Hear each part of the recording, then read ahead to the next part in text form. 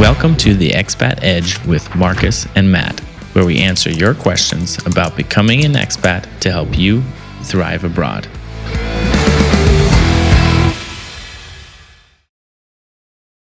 Hey everyone, in this video, we're going to talk about 3 reasons why you need to become an expat. The first reason is to gain a different perspective.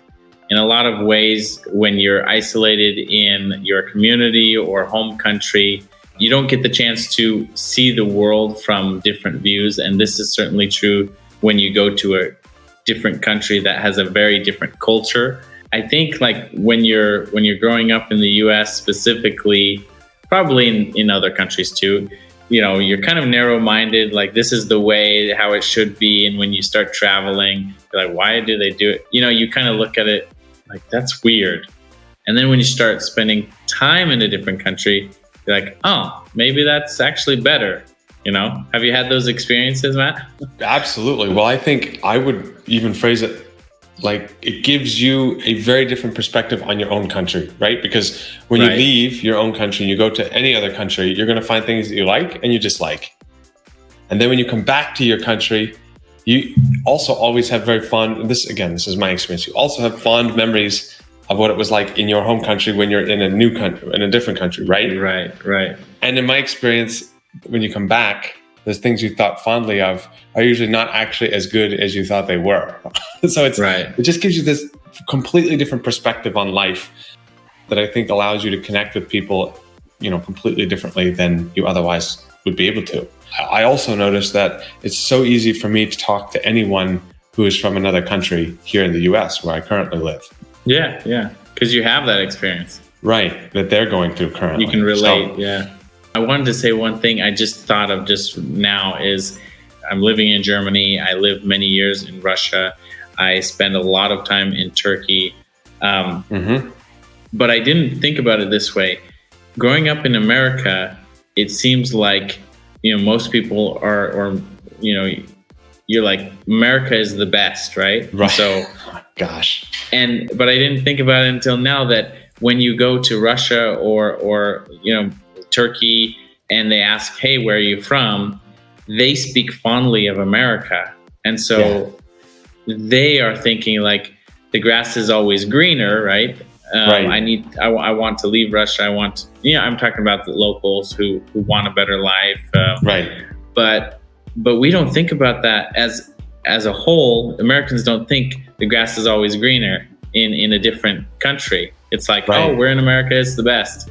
But it's not until you actually go somewhere, you know, to a different country where you're thinking like, like the way we do it maybe isn't as good, you know, in certain areas. So you start kind of reflecting on that. Right, exactly. No, I agree 100%. And I think the second reason that you have to become an expat is the ability to take advantage of the cost of living difference. For most people, they usually go abroad and they have a better life, or at least lifestyle, than they had at home.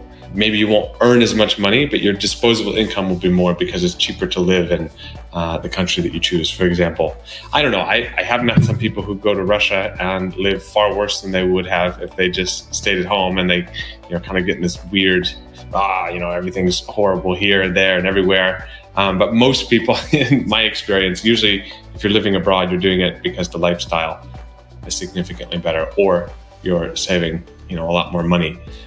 So I think that's one of the big things about being an expat, in addition to having a different perspective. Yeah, I would say that I have a web agency, HG Pro, and one of the big things is I actually outsource customer service and some of my team, and I'm able to take more time. Like if I had, you know, all of those things in the US, where customer service and my team in the US, I would have to have more clients paying more to afford what we're doing. So if you think about it, right? If you think about it from that perspective, is you can do the same thing, right? You can go to a lower cost of living area, and you can cut out some of your hours and maybe spend time on your health, or pick up a new hobby. And sure, it's not, your home country where you're potentially, obviously native speaker and more comfortable. But I have a good friend, he's currently living in Colombia, and he's telling me, these things that he never had time to do before when he was living in DC and places that were very expensive. So cost of taking advantage of that cost of living and just giving yourself more free time, giving your family more attention because you can afford it, right? You can afford to you can fire a client, right? If you don't like working with somebody, or you don't want to take on a client that maybe is difficult, you can just say, you know what, I'm good. So it's very, very, very rewarding in that sense. And the last reason why you definitely need to become an expat sometime soon is, and I think the last 2 years have kind of taught us this, is that you never have any idea what it's going to be like in your country tomorrow, let alone in 5 years. Right. I mean, with COVID, many people have learned that today you might have a job that's booming. Think about people who worked in the tourism industry. I mean, those people are probably still struggling to get back to what their career was like 2 years ago. And so when you go abroad as an expat, I mean, there's so many different things you can typically do, right? And it's almost like a hedge against, I guess, maybe to the future benefit. But you never know what's going to come up. And being an expat gives you so much more flexibility. You come back to your own country and you've got, more opportunities because you've got this international experience. You've taken advantage of the cost of living differences.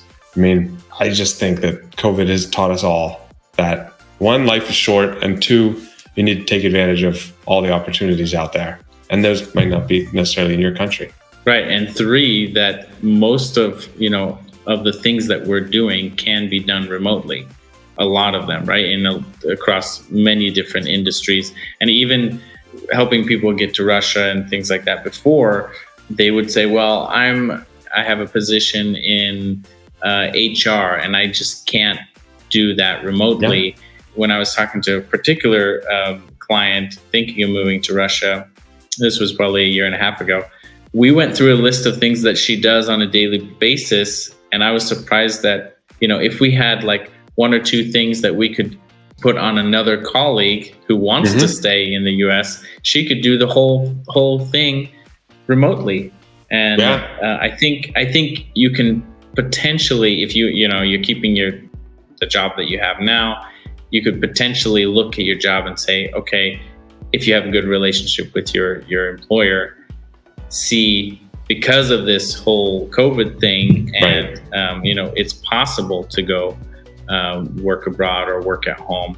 You could talk to your employer and see what kind of opportunities there are for you doing remote work. So I don't know, maybe you can echo this, or maybe you have a different opinion, Matt, but I kind of always thought that the sense of security in like working at the same job for many, many years is a false sense of security, because it's like at any moment they could go bankrupt, or and that was my view before COVID.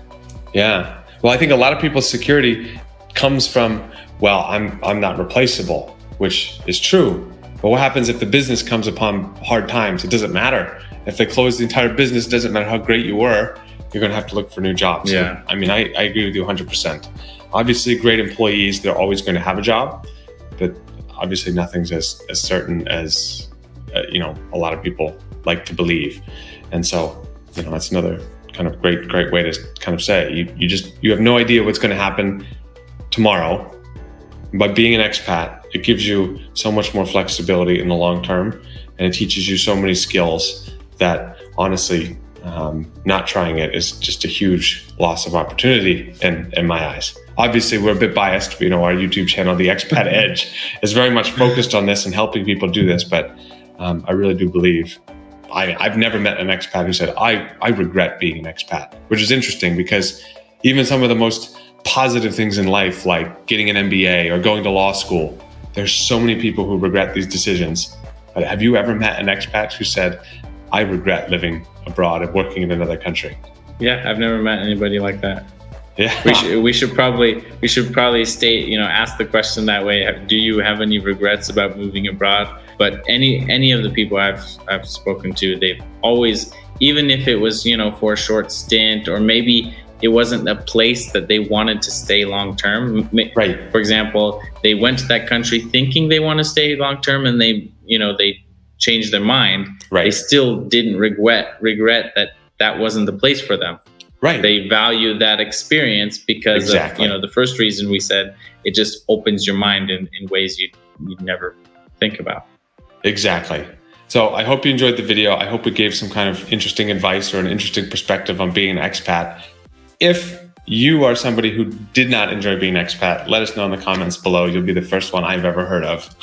And if you have questions about, like if you're in a situation where you want to become an expat and maybe choose a country, a destination that you want to spend time in, but you don't have the means to do it, shoot us a message and we'll shoot you some ideas on what types of things you could do.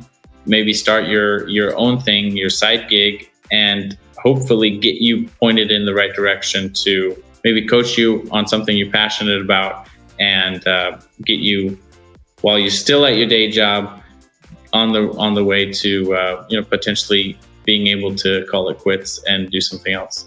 Right, exactly. So I hope you enjoyed it, and we'll see you in the next video. This was the Expat Edge with Matt and Marcus. We hope you enjoyed the video. Visit theexpatedge.com for even more content that will help you thrive abroad. You can submit your ideas for video topics and sign up for free at theexpatedge.com. See you there.